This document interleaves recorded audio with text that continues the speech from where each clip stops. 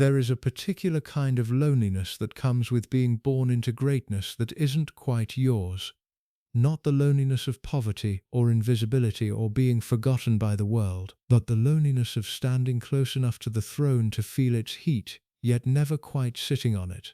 Close enough to the crown to understand its weight, yet never expected to wear it. It is a strange, gilded kind of isolation, and it shaped Lady Davina Windsor in ways that the public rarely saw and the palace never fully acknowledged. Davina Elizabeth Maud Windsor was born on November 19, 1977.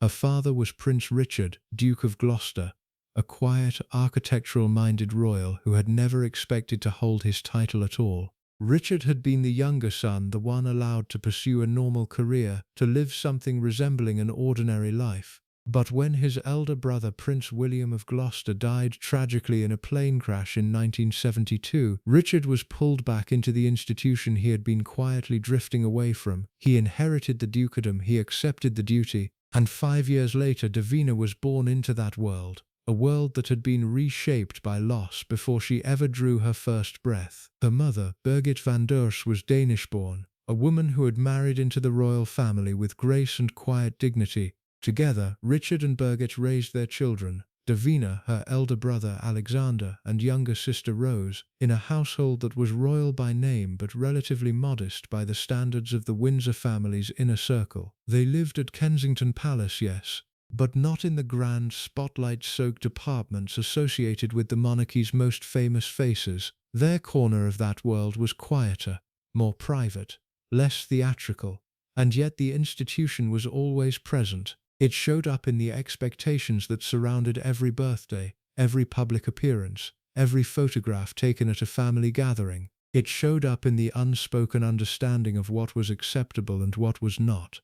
What kind of life a girl with Windsor blood was supposed to want, supposed to pursue, supposed to become. Davina grew up watching the monarchy from a unique vantage point. She was close enough to Queen Elizabeth II to understand the woman behind the crown, the sharp intelligence, the iron discipline, the genuine warmth that existed beneath the formal exterior. Her grandmother was not a distant figurehead to Davina, she was family. Real, present, complicated family. But family, in the Windsor sense, always came wrapped in institution, and the institution had rules that ran deeper than any individual relationship, deeper than affection, deeper than blood. Rules about appearances, rules about choices, rules about who was worthy and who was not. As a child, Davina was described by those who knew her as bright and warm, someone with a naturalness that stood out even in rooms full of carefully practiced composure. She was not the kind of girl who seemed to be performing royalty. She simply lived inside it, observing it, absorbing it, and quietly, privately, beginning to question it. She attended St. George's School in Windsor, then later Stowe School in Buckinghamshire, where she mixed with peers from wealthy and well-connected backgrounds. She was never the most prominent Windsor, never the one the cameras chased most hungrily. That, in a strange way, gave her a kind of freedom that the more visible royals never had. She could breathe slightly more easily, move slightly more freely.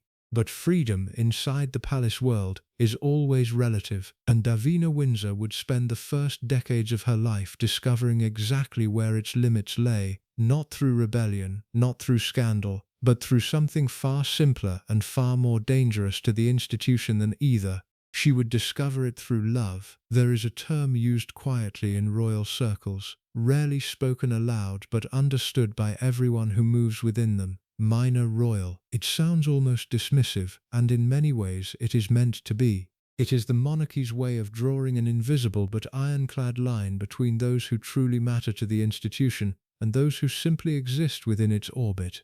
Those who are central to the succession, to the pageantry, to the public-facing story of the crown, and those who are close enough to be bound by its rules, but not important enough to be fully protected by its privileges. Lady Davina Windsor lived her entire early life inside that contradiction. She was a granddaughter of Queen Elizabeth II.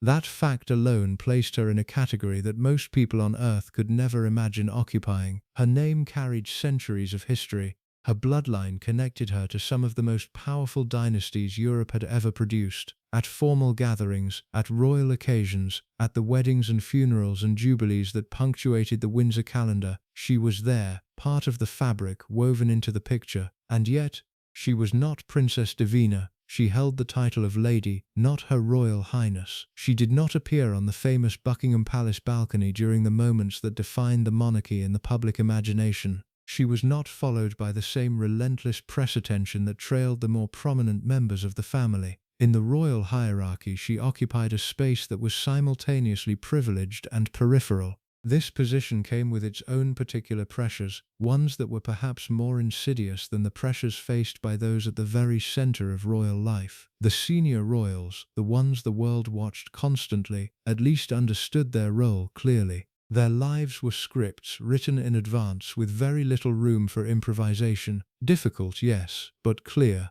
For someone like Davina, the situation was murkier. The rules still applied, the expectations around conduct, around relationships, around maintaining the dignity of the Windsor name, but the rewards of compliance were far less obvious. She was expected to behave like a royal without always being treated like one, expected to carry the weight of the name without always being given the support that name implied. She grew up understanding, without anyone needing to spell it out, that the institution she was part of had a particular vision of who she should become. She should move in the right circles. She should form connections with people of appropriate standing. She should, when the time came, marry someone who complemented the Windsor image rather than complicated it. These were never written rules. Nobody sat Davina down and handed her a list of requirements. That was never how the palace operated. Its power was far more subtle than that, expressed through glances rather than directives, through the quiet approval or disapproval of those around her, through the way certain conversations were steered and others were allowed to die. It was a world that communicated its expectations fluently, without ever quite speaking them aloud, and Davina, intelligent and perceptive as those who knew her consistently described her, understood every word. What made her situation particularly complex was the timing of her formative years. She came of age during the 1990s, a decade that shook the British monarchy to its foundations. The very public collapse of Charles and Diana's marriage, the fire at Windsor Castle, the breathtaking, devastating death of Princess Diana in 1997, when Davina was just 19 years old. She watched, along with the rest of the world, as the institution she had grown up inside revealed its cold machinery in full public view. She saw what happened when love and duty collided inside the palace walls. She saw the cost extracted from those who dared to want something the crown had not pre-approved. She was 19 years old, watching a funeral that shook the world, and somewhere inside her something crystallized. The palace, for all its grandeur, for all its history, for all the weight of the name she carried, was not always right. And one day she would prove it. To understand why Gary Lewis mattered so much to Davina Windsor, you first have to understand the world she had always moved through. The men in Davina's orbit, the men the palace would have quietly approved of, the men whose names would have caused no sharp intakes of breath in the corridors of Kensington Palace, came from a very specific mold. They were educated at the right schools. They carried surnames that opened doors. They wore their privilege easily, the way people do when they have never known anything else. They understood the unspoken language of the royal world, its rituals and its hierarchies, its codes of conduct and its unwritten rules. They would have known exactly how to behave at a state dinner, exactly what to say to a duke, exactly how to position themselves within the elaborate social architecture that surrounded the Windsor family. They were, in every sense, the institution valued, suitable. Gary Lewis was none of those things. He was born and raised in New Zealand, a country that exists about as far from the gilded corridors of Kensington Palace as it is possible to get, not just geographically but culturally. New Zealand carries with it a particular spirit, one that is deeply uncomfortable with pretension, deeply suspicious of inherited status, and deeply committed to the idea that a person's worth is measured by their character and their work, rather than by the accident of their birth. Gary embodied that spirit completely. He was a roofer by trade, a man who worked with his hands, who understood the physical world in ways that most people in Davina's circle never would. His was not a life of inherited comfort or cushioned privilege. It was a life built through effort, through showing up, through the kind of honest, unglamorous labor that keeps the world functioning while the privileged classes hold their garden parties above it. There was nothing calculated about Gary Lewis. No strategy, no agenda, no careful positioning of himself for social advancement. He was not the kind of man who researched the Windsor family tree or rehearsed what he might say if he found himself in the company of royalty. He was simply himself, straightforward, grounded, and entirely unbothered by the weight of other people's expectations. Those who knew him described a man with an easy warmth and a genuineness that was immediately apparent. He laughed freely, he spoke plainly. He was comfortable in his own skin in the way that people are when they have never been required to perform a version of themselves for an audience. And that, perhaps more than anything else, was what made him extraordinary in Davina's world. Because the royal world, for all its magnificence, was a world of performance. Every appearance is calculated, every relationship carries subtext, every interaction filtered through the lens of what it meant for the family's image, the institution's reputation, the dynasty's continuity. Even the most genuine moments were framed by protocol. Even the most private relationships existed within the shadow of public expectation. To meet someone who operated entirely outside that framework, who had no interest in it, no awareness of needing to navigate it, no instinct to perform for it, must have felt, to Davina, like opening a window in a room that had been sealed shut for years. Gary didn't see a Windsor. He didn't see a granddaughter of the Queen, a woman with a title and a complicated institutional identity. He saw Davina, the woman herself, separate from everything her name carried. And in a life where it was almost impossible to know whether people were drawn to you or to what you represented, that distinction was not a small thing, it was everything. There is something quietly radical about being truly seen by another person, about being known not as a symbol or a title or a representative of something larger than yourself, but simply as a human being with your own thoughts, your own humor, your own fears and hopes and contradictions. Davina Windsor had spent her entire life being seen through the lens of her family name. Gary Lewis looked straight past it. He was not what the palace would have chosen for her, but he was, in every way that actually mattered, exactly what she had been waiting for. There is no grand cinematic account of the moment Davina Windsor and Gary Lewis first met, no sweeping ballroom, no chance encounter at a royal event that Gary somehow found himself invited to. No dramatic crossing of paths that the press was there to photograph and the palace was there to choreograph. Their story began the way most real love stories do, quietly, without fanfare, without anyone fully understanding at the time that something significant was happening. What is known is that they met in the late 1990s, during a period when Davina was navigating that particular stretch of early adulthood that is difficult for anyone and uniquely complicated for someone carrying a royal title.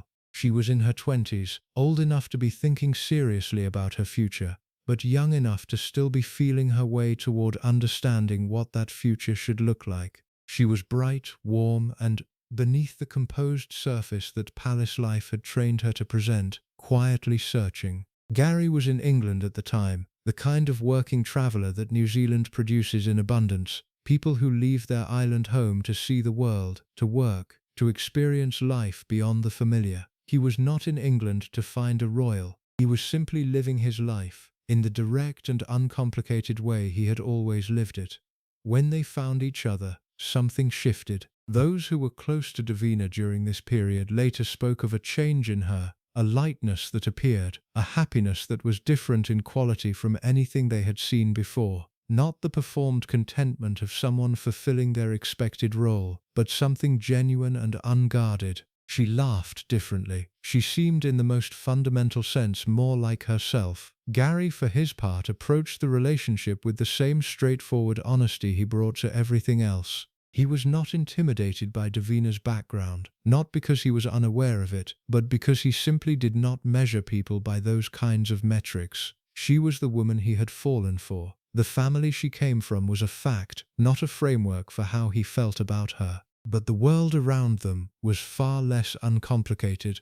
Almost from the beginning there was unease in the circles Davina moved through. It started as something unspoken, a certain tension in rooms when Gary's name came up, a particular quality of silence that communicated disapproval more effectively than any words could have. The royal world, as has been noted, rarely confronted things directly. It expressed itself through atmosphere, through the subtle withdrawal of warmth, through the careful way certain people began choosing their words around Davina when the subject of her personal life arose. The message was clear even without being stated. This was not what had been expected of her. A roofer from New Zealand, no title, no background, no connection to the world Davina was supposed to inhabit. The contrast was not just social, it felt to those inside the institution almost symbolic, as if Davina were not simply choosing a man but making a statement, rejecting, deliberately or not, everything the palace valued about lineage and status and the careful curation of royal relationships. The truth, of course, was simpler and more human than that.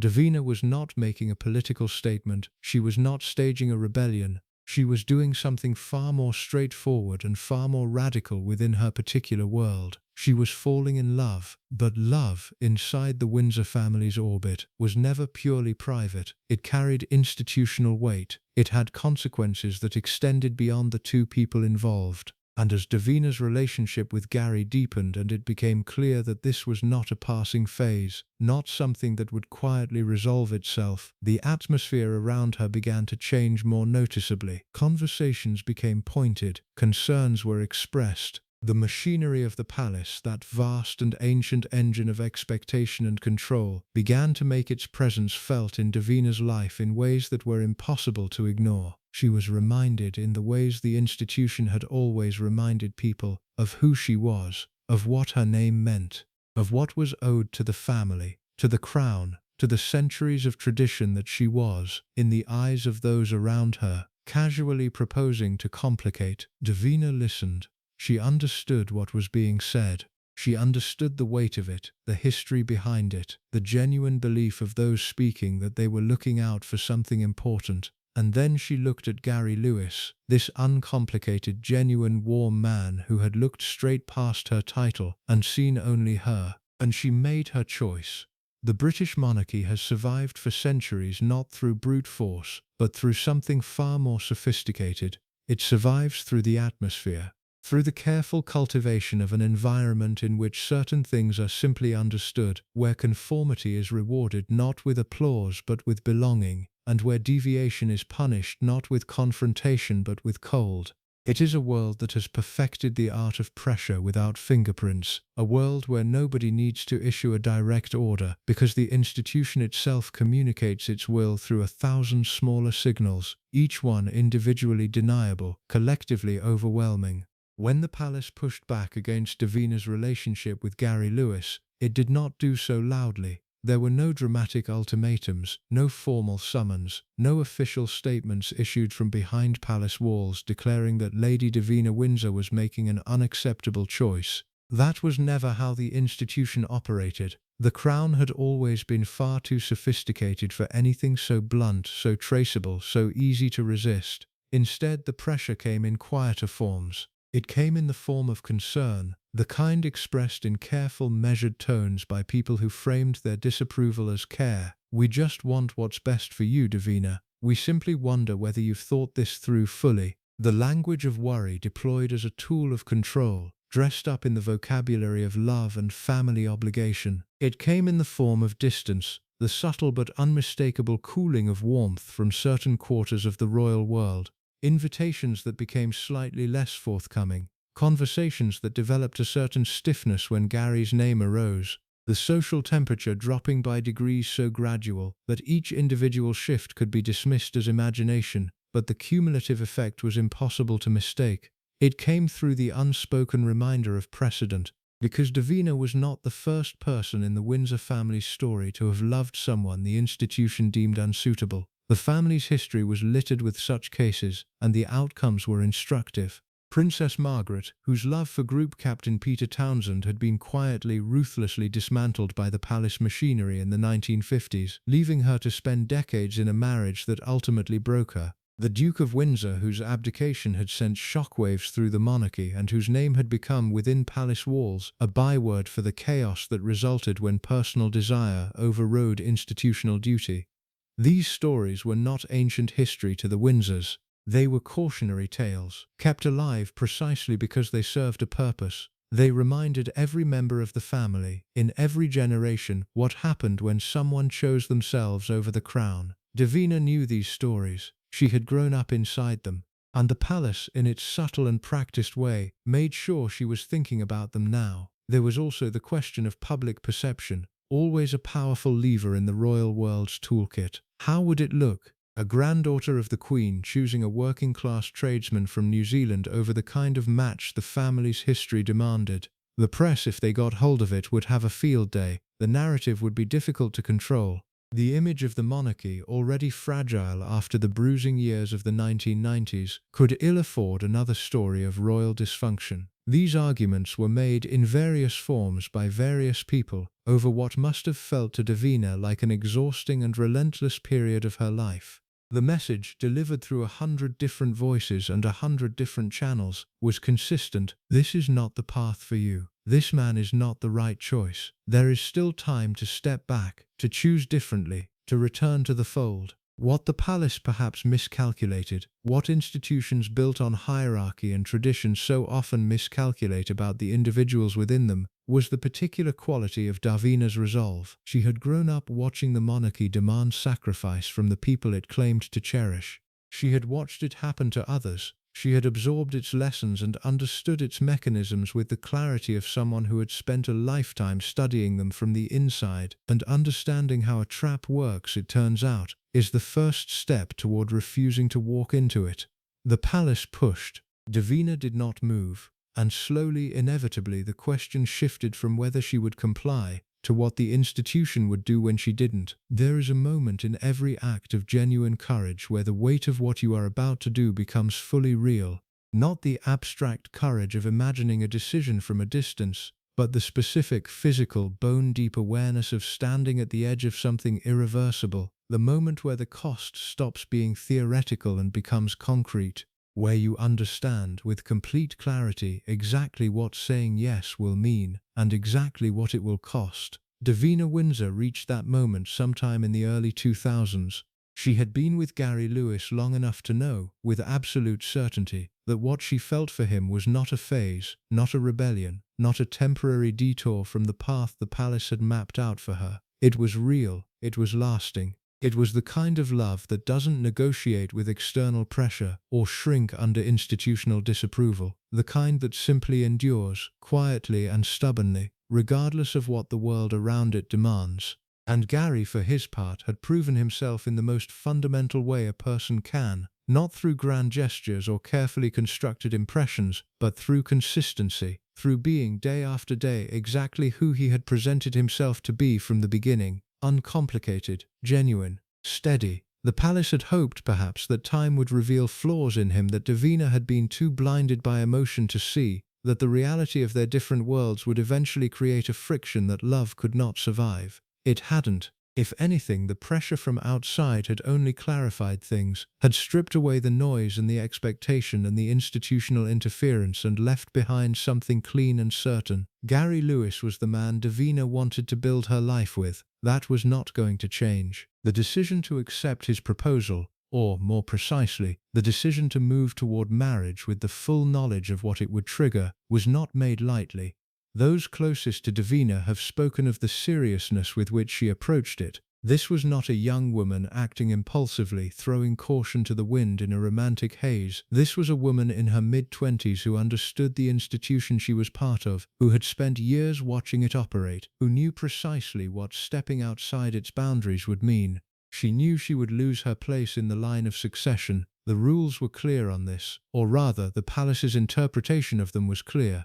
Marrying without the sovereign's approval, marrying someone deemed unsuitable by the standards of the Royal Marriages Act, carried consequences that were not merely symbolic, they were structural. They altered, formally and permanently, her position within the family's official architecture. She knew the press would come. that the story of a Windsor granddaughter marrying a New Zealand roofer would be irresistible to the tabloids, a combination of class, romance, and royal rebellion that the British media had never been able to resist. She knew her private life would become, at least for a period, extraordinarily public property. She knew too that relationships within the family would shift, that certain doors already cooling would close more definitively, that the careful equilibrium she had maintained, being part of the institution while quietly living on its edges, would no longer be available to her. She knew all of it, and on July 31st, 2004, she married Gary Lewis anyway. The wedding was not a royal spectacle. There was no sea of dignitaries, no ceremonial procession through London streets, no balcony appearance before adoring crowds. It was a quiet, private ceremony, intimate in a way that felt entirely consistent with who Davina was and who Gary was and what their relationship had always been about. Not performance, not pageantry, just two people choosing each other, in front of the people who mattered to them, in a setting that reflected their actual lives rather than the institution's expectations. Those who were present described a bride who was luminously happy, not the careful, composed happiness of a woman performing contentment for an audience, but something unguarded and complete. The happiness of someone who has made a decision that aligns perfectly with who they truly are, regardless of the consequences it carries. Gary stood beside her with the same ease and groundedness he brought to everything, unhurried, unperformed, simply present, in the way he had always been present, fully and without reservation. The palace had pushed. The institution had made its disapproval felt in every subtle way it knew how, and Davina Windsor had stood at that irreversible edge, looked at the man beside her, felt the full weight of everything she was choosing and everything she was giving up, and said yes anyway. The British monarchy has many ways of expressing displeasure. It can withdraw warmth, it can close doors, it can ensure that certain invitations stop arriving, and certain names stop being spoken in certain rooms. It has, over centuries of practice, developed a remarkable repertoire of punishments that leave no fingerprints, consequences that feel devastating to those experiencing them but can always be explained away as simply the natural order of things. But sometimes, the institution reaches for something more formal, something that goes beyond atmosphere and into architecture. Something that alters in writing, in official record, the position of the person who has stepped out of line. In Davina's case, that something was the line of succession. Under the Royal Marriages Act of 1772, a piece of legislation that had governed royal unions for over 2 centuries, members of the royal family were required to seek the sovereign's consent before marrying. Failure to do so, or marrying someone deemed unsuitable by the Crown's standards, carried a specific and unambiguous consequence. The individual could be removed from the line of succession. Their place in the official architecture of the monarchy, however distant, however symbolic, could be formally erased. Davina had been 51st in line to the throne at the time of her marriage. A position so remote that it carried virtually no practical significance. She was never going to be Queen of England under any realistic set of circumstances. But symbolism in the royal world is never nothing. A place in the succession, however distant, is a declaration of belonging. It says in the official language of the institution that you are part of this family, part of this story, recognized and counted among those who carry the bloodline forward. To be removed from it is to be told, in that same official language, that you are no longer fully counted. The removal happened quietly, as these things always did in the palace world. No press conference, no dramatic announcement, simply an update to the official records, a quiet restructuring of the list, and Davina's name was gone. Slipped out of the succession as smoothly and efficiently as the institution slipped out of all its more difficult moments, without fuss, without explanation, without any apparent awareness of the human cost involved. The message it sent, however, was anything but quiet. To Davina, and to anyone watching her story, the meaning was unmistakable. The palace had weighed her choice and rendered its verdict. She had married the wrong man. She had prioritized her own happiness over the institution's preferences. And the institution, in its ancient and practiced way, had responded by making her marginally but meaningfully less of a Windsor. It was a punishment designed to sting in a very specific place, not in her daily life, not in her relationship with Gary, not in the home they were building together, but in her sense of identity. In the part of her that had grown up inside this family, that had absorbed its history and its significance, that had understood from childhood what it meant to carry this name, the palace knew exactly where to aim. What perhaps it did not fully anticipate was how Davina would carry it. Because the thing about being stripped of a symbolic position is that it only truly wounds you if the symbol still holds power over you. If your sense of self is built on your place in an institution's official architecture, then having that architecture altered around you is devastating. But if your sense of self has already shifted, if you have already, through the act of choosing your own life, begun to locate your identity somewhere other than in a line on an official document, then the removal of that line is something you can survive. More than survive. Davina had walked into her marriage knowing this moment was coming. She had made her calculation with open eyes. The succession, the palace's approval, the official recognition of her place within the Windsor structure. She had weighed all of it against a life lived honestly, beside a man she truly loved. The palace had taken her place in the line. She had already decided it was a price worth paying. And now, with the institution's verdict delivered, Davina Windsor turned away from the succession list and towards something the palace could never touch, her actual life. There is a particular freedom that comes on the other side of consequence.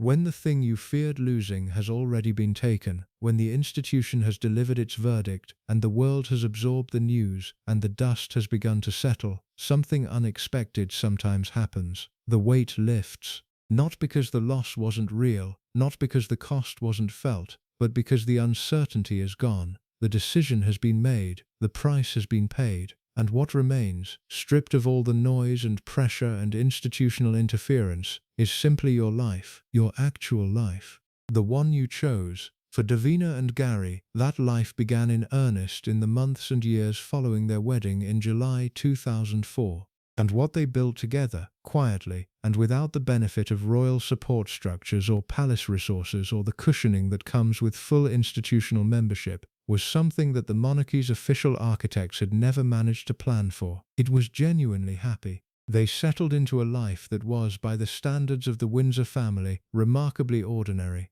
And that ordinariness, so often used as a term of dismissal in royal circles, so frequently deployed as a way of suggesting that something lacks significance or grandeur, turned out to be its greatest strength. Gary continued to work. He was not a man who had ever defined himself by his wife's family connections, and he was not about to start. The title adjacent world that Davina had come from held no particular allure for him. He had never wanted access to it, had never positioned himself to gain from it, and felt no diminishment at being excluded from it. He was a man who valued honest work and genuine connection, and he had both. Davina, for her part, embraced her new life with the same quiet resolve she had shown in choosing it. She was not a woman given to public declarations or dramatic gestures. She did not court the press to tell her side of the story, did not seek platforms to criticize the palace's treatment of her, did not position herself as a rebel figure cashing in on her outsider status. She simply lived, fully and without apology, in the life she had selected with open eyes. Together, they had 2 children, Senna Kauai Lewis, born in 2010, and Tane Mahuta Lewis, born in 2012. The names themselves were telling. Kauai is a New Zealand flower, and Tane Mahuta is a sacred Māori tree, one of the largest and oldest in New Zealand. In choosing these names, Davina and Gary were making a quiet but unmistakable statement about whose values would shape their family.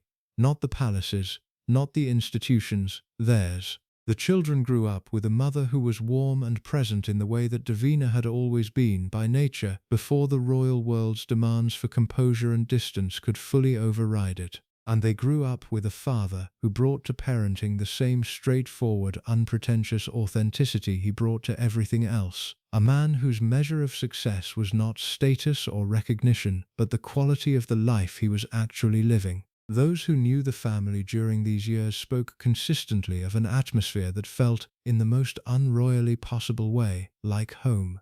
Not a performance of domestic happiness staged for public consumption, but the real thing, imperfect and warm and grounded in the kind of mutual respect that sustains people through the long, unglamorous stretches of shared life. There were challenges, of course. There always are. Building a life outside the support structures you grew up within is never entirely smooth, and Davina had given up more than most people understood when she walked away from the palace's orbit. The financial cushioning, the social infrastructure, the sense of belonging to something larger than yourself. These things have value, and their absence is felt. But against those losses, Davina had placed something the palace had never been able to offer her: authenticity. The experience of being fully known by the person she shared her life with. The freedom to raise her children according to her own values rather than the institution's requirements. The quiet, daily satisfaction of a life that was genuinely hers. The palace had looked at Gary Lewis and seen a roofer from New Zealand, a man without title, without background, without the credentials the institution recognized as meaningful.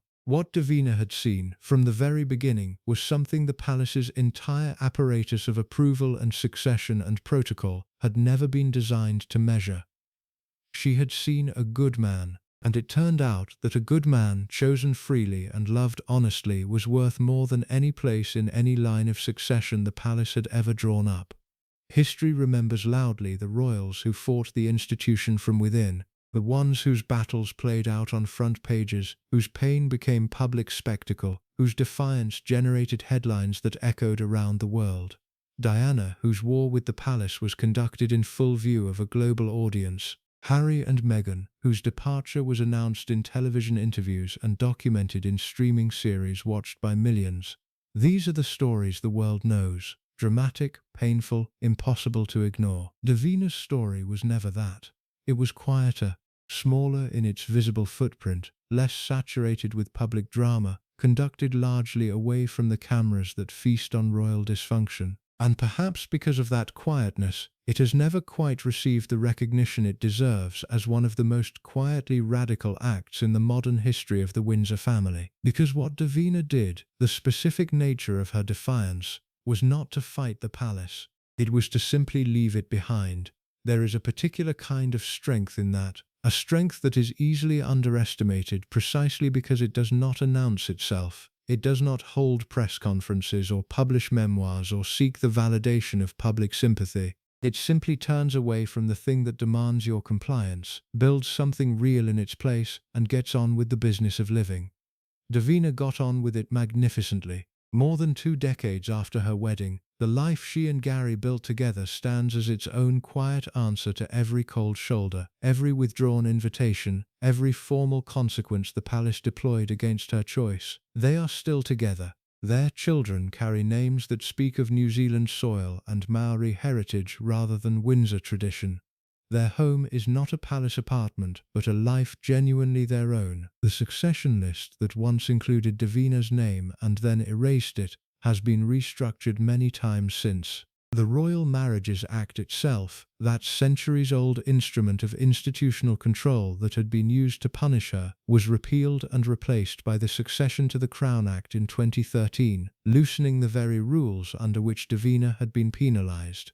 The palace moved on, as institutions do, quietly updating its machinery without ever quite acknowledging the human cost of the way that machinery had previously operated. History remembers loudly the royals who fought the institution from within, the ones whose battles played out on front pages, whose pain became a public spectacle, whose defiance generated headlines that echoed around the world. Diana, whose war with the palace was conducted in full view of a global audience. Harry and Meghan, whose departure was announced in television interviews and documented in streaming series watched by millions. These are the stories the world knows. Dramatic, painful, impossible to ignore. Davina's story was never that. It was quieter, smaller in its visible footprint, less saturated with public drama, conducted largely away from the cameras that feast on royal dysfunction. And perhaps because of that quietness, it has never quite received the recognition it deserves as one of the most quietly radical acts in the modern history of the Windsor family. Because what Davina did, the specific nature of her defiance, was not to fight the palace. It was to simply leave it behind. There is a particular kind of strength in that, a strength that is easily underestimated precisely because it does not announce itself. It does not hold press conferences or publish memoirs or seek the validation of public sympathy. It simply turns away from the thing that demands your compliance, builds something real in its place, and gets on with the business of living.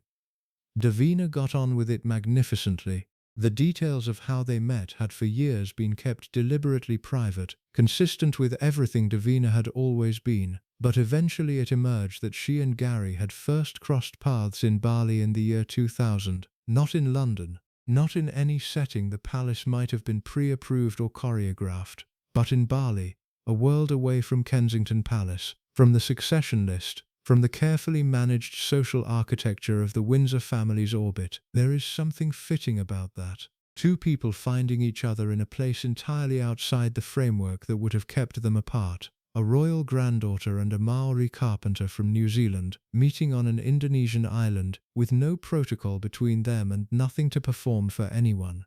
Gary Christie Lewis was not merely described as a roofer, he was a carpenter who ran a property renovation business, and a surfing enthusiast, a man whose life was built around physical skill, practical intelligence, and a deep connection to the natural world. He was also notably the first person of known Maori descent to marry a member of the House of Windsor, making their union not only a crossing of class lines but of cultures, of continents, of entire worldviews. Fandom Grokipedia. That historical significance was never loudly claimed by either of them. It was simply true, a fact that sat quietly inside their story, adding a dimension that the palace's discomfort had never fully accounted for. This was not merely an inappropriate match by the institution's social standards. It was a genuinely groundbreaking union, one that brought Indigenous New Zealand heritage into the oldest royal family in the world. Whatever the palace thought of it, history would record it. The wedding itself took place in the Chapel Royal at Kensington Palace, the very place Davina had grown up, with none of the extended royal family present. That absence was telling. The building was royal, the guest list was not. A royal aide described it simply: they just wanted a really low-key intimate affair. The bride wore a simple gown with lace sleeves and carried blue florals, the same flowers pinned in her hair, no tiaras, no ceremonial processions, no performance. The royal watcher Hella magazine, just a woman in the chapel of her childhood home, marrying the man she had chosen, surrounded by the people who actually knew her, rather than the institution that had always claimed to define her. The years that followed were lived, by design, largely outside the public eye. Davina and Gary spent time living in Auckland, New Zealand during their marriage, building a life that straddled two worlds, two hemispheres, two entirely different ways of understanding what mattered. In London, she remained connected to the charitable causes she cared about. In Auckland, she experienced something even more valuable: the freedom of being, for stretches of time, simply a person rather than a Windsor. Hella magazine. Their two children arrived in 2010 and 2012. Sena Kauai and Tane Mahuta, names that carried New Zealand soil and Maori heritage rather than the weight of Windsor tradition. Children raised between two cultures, belonging fully to neither in the institutional sense, and perhaps more richly themselves because of it. Hello. And then in 2018 came the news that added a layer of complexity to the story that the simple narrative of romantic triumph had not fully prepared for. Buckingham Palace confirmed that Lady Davina and Gary Lewis had divorced, ending 14 years of marriage. The reasons were never officially stated. Reports suggested that their differences in background may have been among the causes, though such explanations are always inadequate for the private collapse of a long relationship. Marriages end for reasons that outsiders can never fully understand, and it would be both reductive and unfair to reduce 14 years of a real partnership to a headline about incompatibility. Hella magazine. Hello. What the divorce did not do, and this matters enormously, was erase what had been built, or diminish the significance of the choice that had started it all. Because here is what remains true, regardless of how the marriage ended. Davina Windsor looked at a life the palace had pre-designed for her and said no. She chose a man the institution had not approved, from a world the institution did not recognize, carrying a heritage the institution had never encountered within its own walls. She paid the price the palace extracted, the succession, the approval, the seamless belonging, and she paid it without bitterness and without spectacle. She raised two children who carry Maori names. She lived for years on the other side of the world from the palace that had shaped her. She built a life that was, whatever its private complications, genuinely and irreducibly hers.